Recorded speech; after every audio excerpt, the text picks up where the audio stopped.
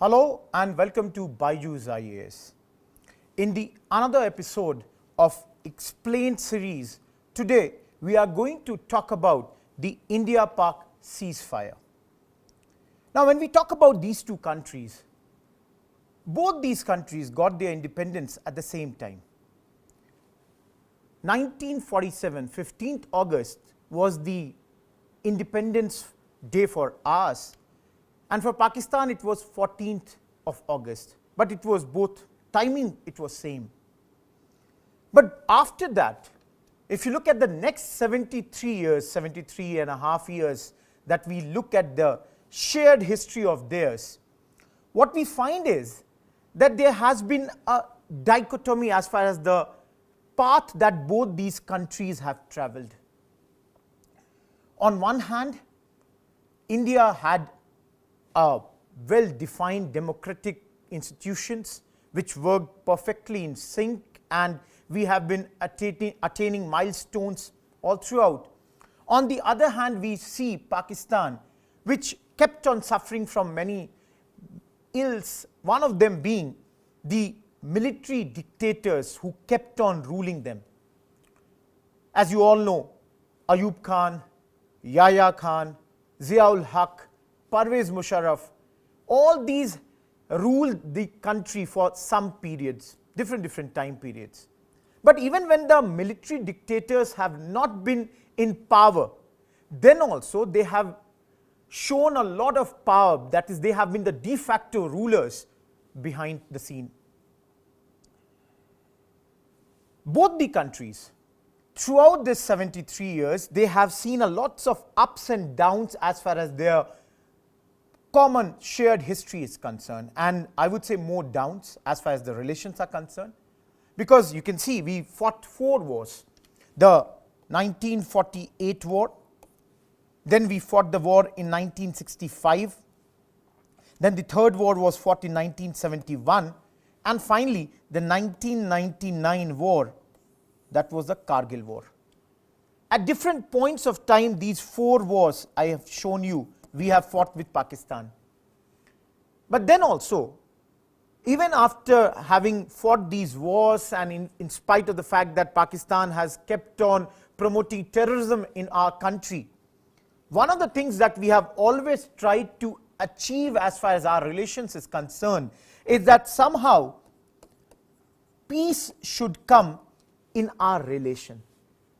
Why do we want so much of this particular thing?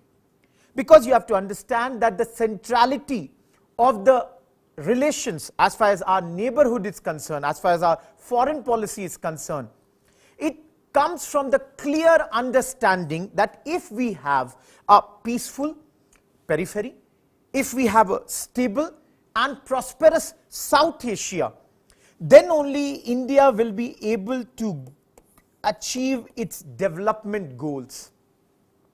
See, I have so many times said that in the case of India and Pakistan, the big difference today is that today India has everything to lose when we go for a war. Pakistan has got nothing to lose. We are aiming to become a superpower.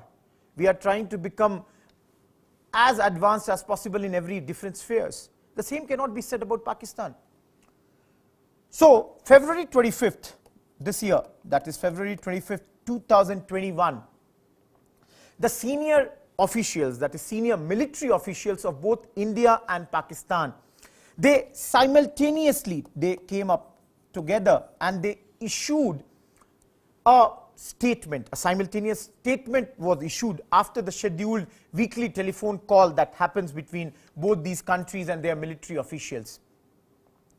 In that, they declared that they are going to adhere to all the agreements, understandings, and they will try to bring ceasefire as far as the LOC is concerned, that is, as far as the line of control is concerned, and all other sectors they will try to bring ceasefire to this particular thing.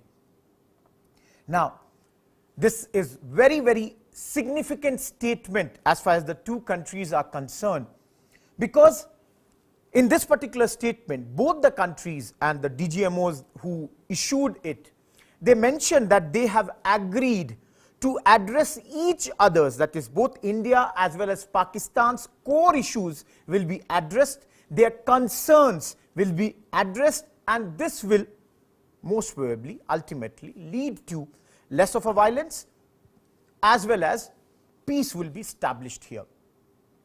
So in this case, if you look at the core issues for us, for India, the core issue has always been that Pakistan has always backed terrorism, and we want that must be handled. As far as, if you look at it from the perspective of Pakistan, they have always felt that Kashmir is the core issue as far as the Indo-Pak relation is concerned, and they want that the talks should happen about that. So if we go about this statement, if we go along with the statement, it clearly indicates that maybe the ceasefire is the first step in a longer peace process. So in this particular chapter, we will look into certain aspects which I am showing you here. What all I am going to explain to you. First thing, we talked so much about ceasefire, we talked about line of control, so I'll give you a brief understanding exactly what do we understand by ceasefire, which most of you would be knowing, but still a brief understanding about LOC would be given. Then I'll come to the historical background. What I mean by historical background is that here I'll tell you the historical background of the ceasefire that we are seeing, which was brought on 25th February 2021. What was the historical background of that? Along with that, we shall also see the historical background of the previous such agreements. So we may look into the Karachi Agreement that was signed in 1949. We shall slightly look into the Tashkent Agreement, the Shimla Agreement. All these agreements would be visited. Third thing is, see, if anything is happening, there must be some reason behind that. What is the reason that both these countries, they have agreed upon a ceasefire at this moment? That is the third thing. This is a big thing that we have to understand, and here I'll give you opinions. Different people, different commentators on both the sides of the border, they have come up with their own opinions about why at this moment both these countries, they are vying for a ceasefire. But then, along with the announcement of this ceasefire, there are commentators who are expressing, who are saying that not much can be expected out of the ceasefire. You know, they are having certain reasons, they are having certain causes for being pessimist at this point of time. So we shall look into what are the reasons that is making them pessimist about this recent initiative that is happening between these two countries. But then, as you can see, if there is a pessimism, if there are pessimists, there are people who are optimists about this also. They are optimists.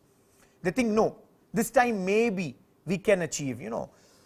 Some people call them as the spin doctors who are trying to see something positive. But then why not?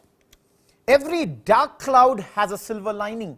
So why not everything if can have a silver lining? Maybe here also there would be certain good things that would come out of this. Finally, as you all can understand, that ceasefire has been declared. As the name suggests, cease the fire. Stop the guns that have been blazing on the borders for last many months or the many years. So when the guns would stop, there is definitely some positive that would come out. What are those positives, and for whom there will be positives? That is the next thing that we are going to see in this lecture of ours. Lastly, we shall have a true understanding, a thorough understanding of what can be a way forward as far as the Pakistan-India relations are concerned. What is the thing that we can achieve at this point of time? What can we do? How can we ensure that we have a better future as neighbors? Because as somebody said, We can change our friends, but we cannot change our neighbors. Pakistan, if you ignore some of the claims, then I would say that Pakistan is going to be there. Of course, 1971 we saw Pakistan got divided. But then at this moment, we have to keep them in mind that they are going to be here. So let us first of all see this LOC. See, we have to understand the line of control here, and we have to understand the historical peace process that was started at that point of time. See, I told you at the very beginning, 1948, India, Pakistan, they got involved in the first war. 1947, both the countries had got their independence, and very soon they got embroiled in a war which was done over the issue of the Jammu and Kashmir state. Then it was a princely state ruled by Maharaja Hari Singh, and which later on, as you all know, there were hundreds of princely states. There were more than 500 princely states. But if there was one princely state which really did a lot of problems as far as the accession issue was concerned, it proved to be Kashmir, along with the Hyderabad, Junagadh, you may say. But then, when it came to Kashmir, we fought the war. And after that, around July 1949, in Karachi, the leaders of both the countries, from our side, Jawaharlal Nehru was the Prime Minister at that point of time. As far as Pakistan was concerned, Liaquat Ali Khan was the Prime Minister of Pakistan at that point of time. The founding fathers of both the countries, that is in our case, Mahatma Gandhi, and in the case of Pakistan, Muhammad Ali Jinnah, they both had died. So they, rulers, the leaders of our countries, both the countries, they met around this point of time in Karachi. They were there in Karachi at this point. They were meeting in Karachi at this point of time. And they decided to sign this particular agreement that is known as your Karachi Agreement. Now, later, after the Karachi Agreement that was signed as far as 1949 was concerned, at that moment only we got this idea of a original ceasefire line. Both the countries, that is India as well as Pakistan, they drew the original ceasefire line between the Indian Jammu and Kashmir and the Pakistan occupied Kashmir. Of course, they call it as Azad Kashmir, but then I see that this is an oxymoron. How can you call a part as Azad and yet you make it a part of your own country? So that is something, an oxymoronic statement as far as Pakistan is concerned. But then POK and the Indian Kashmir, at this moment there was a original ceasefire line that was drawn here. Later, as I've already told you, we fought the wars in 1965 and as well as in 1971. And after both the wars, we signed the different treaties. In the case of 65, we signed the Tashkent Agreement, which was signed between our great Prime Minister Lal Bahadur Shastri, and in the case of Pakistan, the person who was representing Pakistan was Ayub Khan. We went to USSR, then Tashkent was a part of USSR, we signed this. 1971, you all know, we defeated Pakistan like anything. 16th December 1971, Pakistan had surrendered and it got divided into two nations, and a new nation of Bangladesh came into being. And after that, then our Prime Minister, Madam Indira Gandhi, and from Pakistan's side, Zulfikar Ali Bhutto, they had signed the Shimla Agreement. Now, this Karachi Agreement by this period had almost become redundant. But then, after 71, when this new ceasefire came into effect, that is on 17th December, that is 16th December, they lost the war. The next day, that is on 17th December 1971, when the new ceasefire line was created, which both the countries, they took their positions on both the sides of the border, more or less, the 1949 ceasefire line had been followed at this point of time, and This time, this was given, this July 1972, the line of control, LOC, was defined in Kashmir. Minor deviations, apart from that, the 1949 Karachi Agreement was followed in toto. Now, those who are listening, here is something for you to look. I talked about line of control, but many a times when you study these news reports, and specifically why I am talking about this, because not only with Pakistan, but with our other neighbor, another neighbor, that is China also, we keep on having some border disputes. And many of times, there we say line of actual control. So, please study line of actual control on your own. I hope you would be knowing. If you don't know, this is a homework for you. Please try to find out what do we mean by line of actual control. So this was a brief history how the line of control came into being, how this ceasefire history was there. But then specifically, let's talk about the ceasefire history, that is the ceasefire that we have just now declared in 2021. How does that come into picture? So see here. November 2003. At this moment, India is being led by our Prime Minister, Mr. Atal Bihari Vajpayee, and Pakistan has the military general, Pervez Musharraf, Mr. Pervez Musharraf. And around this period, in November 2003, an unwritten ceasefire understanding is reached. Now understand, there is no written agreement at this point. There is simply nothing written. Whatever is there, it is unwritten. So an understanding has been reached around this point of time, nothing written here. But then this understanding has been good enough so that Vajpayee Saab and Musharraf, Mr. Pervez Musharraf, they have had a meeting in Islamabad on the sidelines of the SAARC summit just 2 months later. So January 2004, these two leaders, they meet, and this meeting is on the sidelines of the SAARC summit. Mostly these days when you study about SAARC, you would have heard that SAARC has become a prisoner of Indo-Pak relations. In those days also, India and Pakistan, these are the two most important countries as far as SAARC is concerned. There also you can see these two leaders, they have met and they have decided a few things. This has prompted for the next almost 5 years. You can see November 2003 to November 2008. You can see nobody in India can forget this day. 26/11 Mumbai terror attacks are done by the Pakistani terrorists.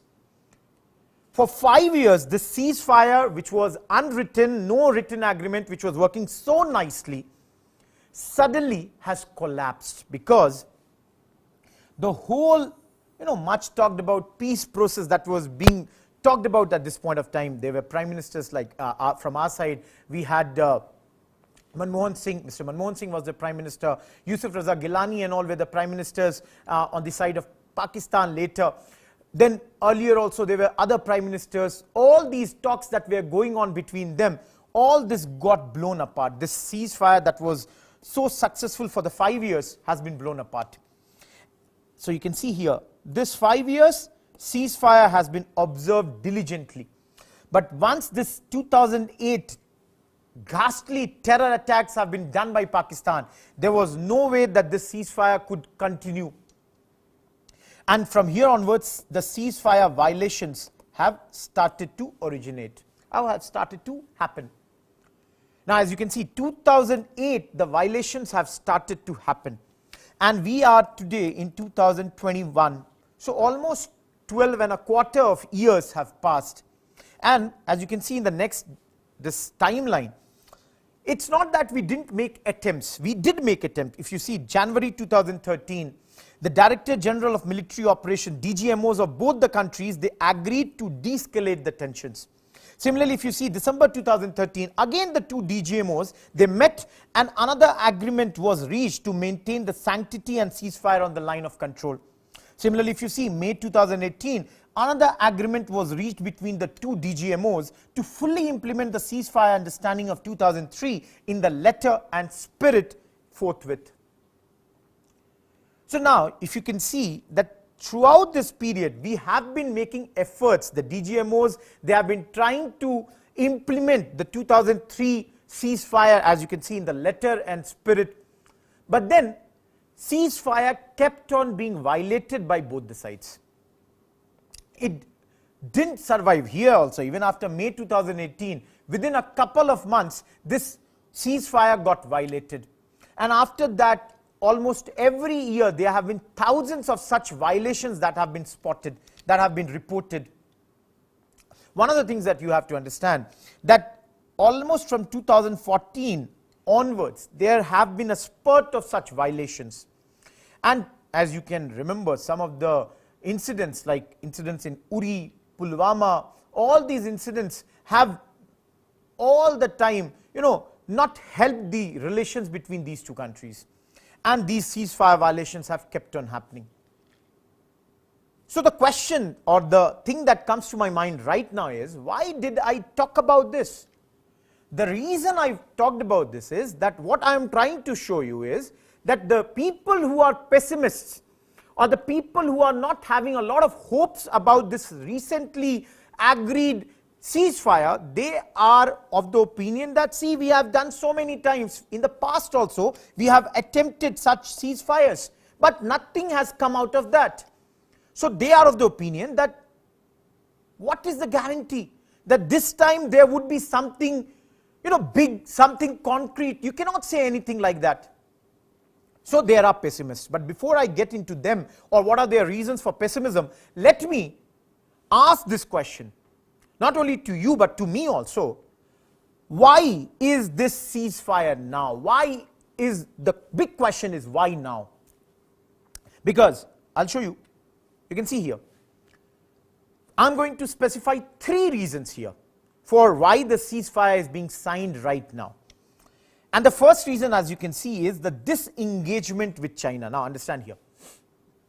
Last month, New Delhi had announced a set of disengagements as far as our northern border was concerned.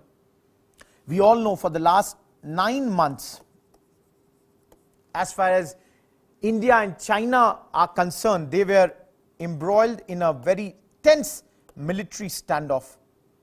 We have seen the Galwan incident where so many of our brave soldiers got or martyred. So this military standoff was there. And now within a very small span of time, both the restive borders of ours, the northern border as well as the western border, they have become, suddenly they both have become calmer. So here you have to understand that some of the commentators, they are, and I again quote, some of the commentators, it's not sure that this is the reason, but some of the commentators, they are saying that India at this moment wants to have a relatively peacer time. It's not sure that these both are related, but there might be some of the relations might be that we have decided to disengage not only with China as far as the border dispute is concerned. We are trying to disengage, or we are trying to cool the Indo-Pak relations also at this point of time. Some commentators, they say that when this Chinese engagement happened last year, suddenly we had to scrap for resources because China is a powerful adversary, and we had to look for, our military had to be mobilized, had to be sent to the northern borders. So one of the reasons can be that we want to disengage with both these countries at this point of time. That's some commentators, their understanding of this issue. The other issue at this moment is that US President Joe Biden, if you look at this man, as you all know, Donald Trump lost the elections. Donald Trump lost the November 2020 elections, US elections. And instead of him, now Joe Biden went on to become the new president of our good friend US. Some commentators again feel that this election of Joe Biden also has an hand as far as this ceasefire is concerned. Because those commentators, they feel that now with Mr. Biden at the helm, there is a chance that there would be a more consistent and a more coherent strategy as far as Afghanistan is concerned, as far as the Asia Pacific is concerned. Some people even say that maybe Mr. Biden would like to totally focus only on China, and that's why they would want, that is US would want and Biden would want, that India and Pakistan, both of them nuclear armed neighbors, they should reach a deal where this particular border of theirs is at rest for some time. So that is the another explanation why this particular agreement might have come into being right now, this ceasefire would have come. The third reason, you can see, is the economic security, progress and prosperity. Now whom I am talking about? See, to such an extent, definitely India, as you have seen the reports, we have come out of recession. But I am not talking about India at this moment. I am talking about here at this point about Pakistan. Some commentators, they attribute that this ceasefire which has been signed at this moment, one person who should get a lot of credit for this is none other than General Bajwa. General Qamar Javed Bajwa, Pakistan's all-powerful Chief of Army Staff. As I have said at the very beginning, in Pakistan when we talk about their military, which is at times and most of the times has been much more powerful than their civilian administration. So people are saying that Mr. Bajwa is one person. I was going through articles, one of the articles written by Mr. Sudhindra Kulkarni, who was aide of Mr. Lal Krishna Advani during the NDA times. He had mentioned that Mr. Bajwa is one person whom India can trust, because this man sees that religious extremism which plagues Pakistan is a much bigger threat for Pakistan than India. So some of the commentators, they feel that we can trust Mr. Bajwa. Along with that, so basically in the third point I am saying, what are the issues that Pakistan is having at this moment? Why have they decided to sign this particular agreement? So as you can see, economic security. Pakistan is also not doing good as far as their, I would say, business is concerned. They are not very strong economy. You all would be studying so many times. They keep on going to IMF, International Monetary Fund, to keep on asking, please give us some more money. See, money is another thing. If you look, see, first point I said, religious extremism that we talked about from the angle of Mr. Bajwa, he doesn't see that as a big threat. He feels that India and Pakistan, they both have to remain here, they have to live in an environment of mutual respect, they have to peacefully coexist, and that's why he wants to extend the hands of peace. But one of the reasons why he is extending the hands of the peace is because if you look at Pakistan from the angle of economy, they are not doing good. And as some of the Pakistani commentators are saying, that we cannot have economic progress if we do not have peace in our neighborhood. They are saying that violence in the neighborhood and progress in their country is an oxymoronic statement that will not be able to achieve, and that's why they want peace here. Pakistan tries or wants to portray it as a pivotal geo-economic, location by building, I would say, connectivity links, developmental partnerships with the various countries of Asia, whether they are South Asian countries, whether they are Central Asian countries, and this is another big change as far as the thinking of Pakistan is concerned. And again, people say that Mr. Bajwa has to be credited for this. Now, as I said, so much I have talked about Mr. Bajwa. Some of you would be questioning or would be thinking in your mind, what about Mr. Imran Khan, the elected Prime Minister of Pakistan? So let's move to the next part, where I'm going to talk to you about the pessimism as far as these talks are concerned. Why are people not that much happy? Why are they pessimist about this particular peace initiative? So here, you can see the first reason as far as the pessimism is concerned, I have mentioned the first reason is Imran Khan himself. We do not know at this point of time to what extent Imran Khan was associated as far as this particular decision is concerned. Because on paper, nobody is ready to speak anything about this.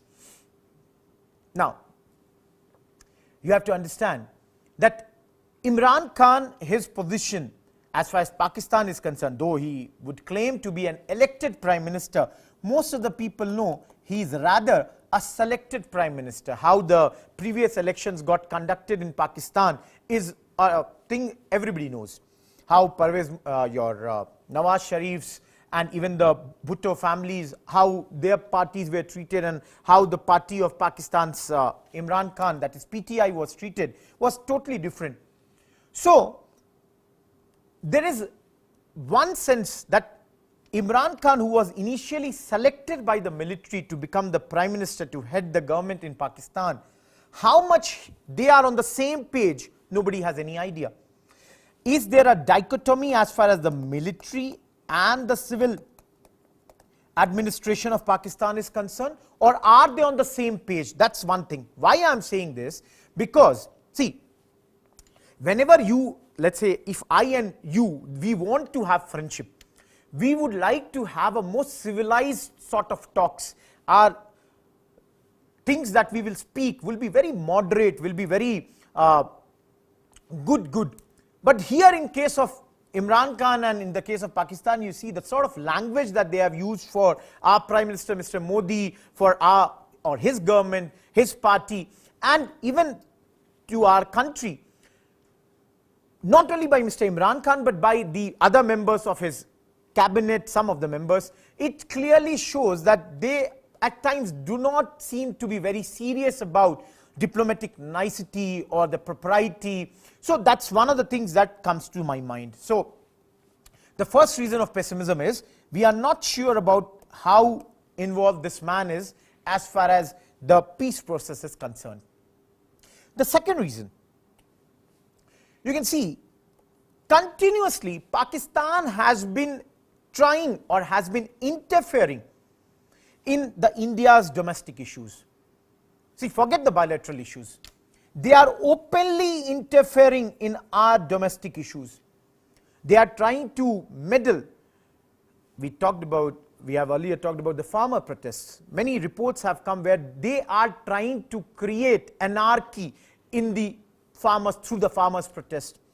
Not only that, in Punjab, Pakistan is trying to resurrect the Khalistan movement. Now, I don't have to go into Khalistan movement.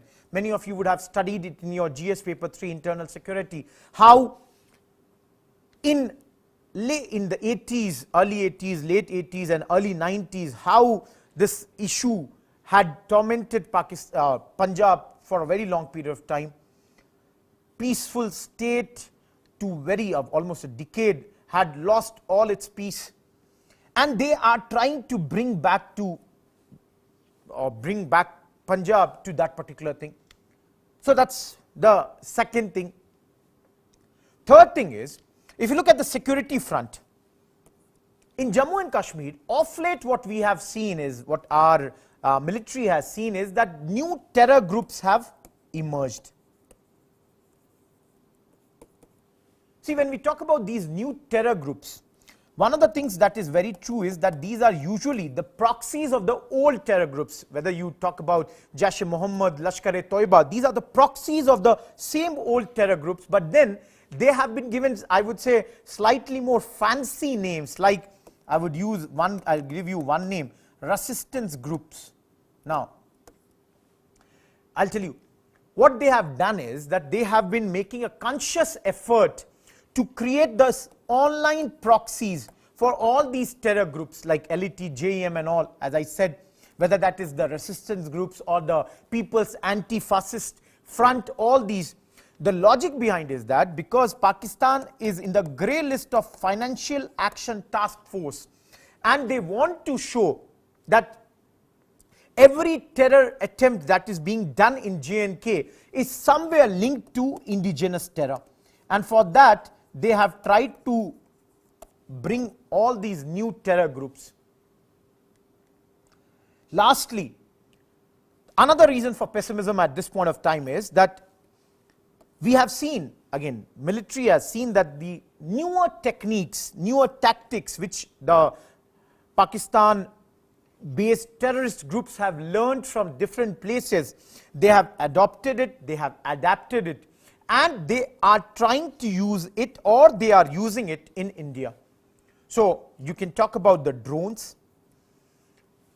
In Punjab, in Kashmir, they are trying to use these drones, which have become a massive security challenge, not only from surveillance point of view, which they were being used earlier, because Pakistani operated groups, they use these drones as surveillance thing for surveillance, or they may be used to drop the weapons on our side. Apart from that, they have done another thing. One of the things is that they have brought the sticky bombs. This is a new thing that has been seen in J&K for the last few, I would say, months maximum. These sticky bombs, which have been used for a devastating effect as far as Afghanistan is concerned, Pakistan and the terrorist agencies from there, they are trying to do the same thing in Kashmir also.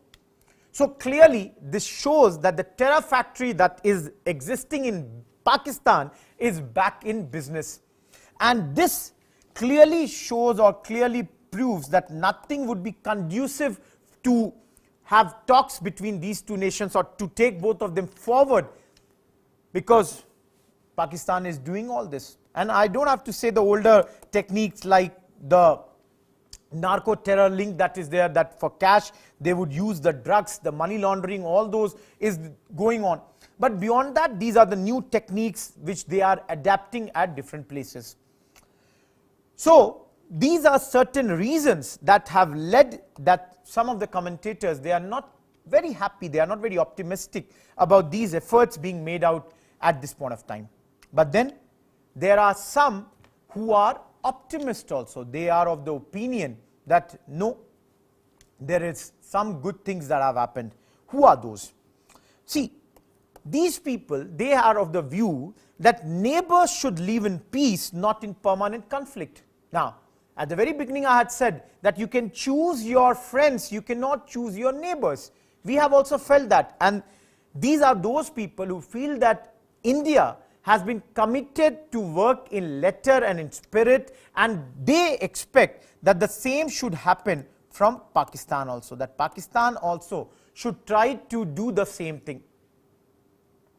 These commentators, these experts, whether they are security experts or I would say the layman experts, they hope that the peace or the truce deal that we are aiming for, it is desirable, it is better for both India as well as Pakistan. The ceasefire, this has to be the people living along the borders. These people, they are having a sigh of relief at this point of time. See, just imagine living in a border area and not knowing how many times would you wake up that particular night, because you may get up because of some firing would have happened, some shelling would have happened, you have to go in the bunkers, at times your newly built house is destroyed. That's the big problem. So the first biggest positive is for these people. If you ask these border people who live in the borders, they would say they would want that this ceasefire should extend as much as possible. But then I have not written here, but I'll tell you one more big segment which would be happy is, because we know whenever these firings happen, it's the soldiers who get killed. And if the ceasefire would be there, this brave soldiers of our country, this death that we see, a lot of people, a lot of soldiers of ours who get killed in the cross-border fighting, that would come down. That should stop. The other thing is, other positive aspect that we can see out of this is that one thing is that everybody feels that at least an opening has been done. At some place, some opening has been done between the Indian civilian establishment and Pakistan military establishment. That is, at some place, these two, they have started to talk with each other. At least some talks have begun between these two establishments from both the nations. And they believe this is one of the biggest positives that has come out of this ceasefire agreement. Finally, if I come to the way forward, what is the way forward at this point of time? The way forward is, you can see, the army and the political establishment in Pakistan need to act in unison. As I said earlier also, that there seems to be a dichotomy as far as the army and the political establishment of Pakistan is concerned. They have had traveled different paths all along their history, and even today it seems that there might be a difference of opinion as far as how to deal with India. So that's one of the concerns that we have, that how do we handle this thing. So the way forward would be that, in this case, Mr. Bajwa and Mr. Imran Khan, they should be on the same page with regards to the ceasefire. With regards to the peace initiative as far as India is concerned, it's very, very important that they both are on the same page. Number two, as I said at the very beginning, that both these countries in their talks have said that they will be handling each other's core issues. So here, Pakistan needs to give an assurance not to support cross-border terrorism. Now, some of you will say this is very tough, but then that's the way forward. What do? We will have to trust, we will have to expect, we will seek, we'll keep on seeing what they are doing. Are their words and are their deeds matching or not? That is the big thing that we will see. So here we shall see that, do they stop the cross-border terrorism, or the support that they have been giving to these agencies, terrorist groups, has that stopped or not? That will be a big, big way forward at this point of time. The third thing would be, from our side, we will have to show that we are ready to have some flexible stance as far as Kashmir is concerned. See, as I said, the core issue, if you look at it from the perspective of Pakistan, they keep on saying that the core issue between India and Pakistan is nothing but Kashmir. They keep on harping on this. So India also has to show its willingness that, see, we are very serious about this particular thing, and we will have to have some flexible approach as far as our stance on Kashmir is concerned. Lastly, but not the least, before going for, I would say, the big things, we can stop with a series of small initiatives. As you can see, a series of confidence building measures, CBMs, should be taken care of. What can be these CBMs?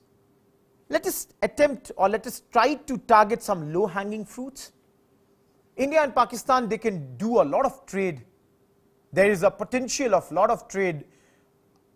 The numbers, the official figures are lesser, but if you see the indirect trade that happens through Gulf and then our products that go to Pakistan is huge. So one of the things can be that we can think about improving the Indo-Pak trade relations. In the field of cultural sphere, we can think about having some better relations. Now, culture, it may be exchange of artists. It might be on the field of sports. Cricket is one.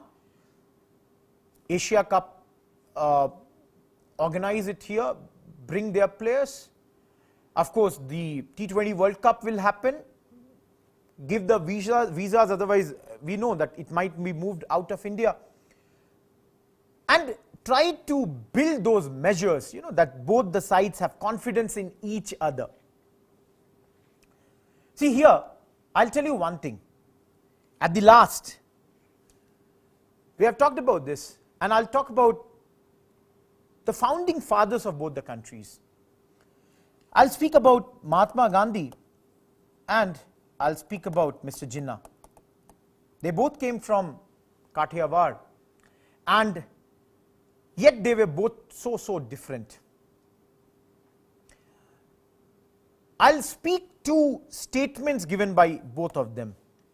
Gandhiji had said at one point, he had even the audacity, to declare that both India and Pakistan are their, are his country. He said, they both are my country, and this was spoken not long ago. It was spoken on January 26, 1948, just 4 days before he was killed or he was assassinated by an extremist.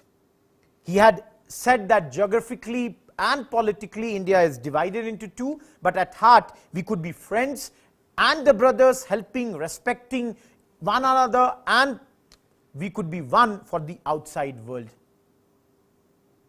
And similarly, if you look at Mr. Jinnah, when Mr. Jinnah was asked by one of the, I would say, the journalist, how do you see or what do you desire the sort of relations between these two neighboring countries? This was asked to him, not exactly by a journalist, but by the US ambassador to Pakistan. He had said that he wished to see these two countries having an association which is somewhat similar to Canada and USA. So, I don't think we are in a state today either to fulfill the great thinking that Mahatma Gandhi had, or the thing that Mr. Jinnah had thought about these two countries.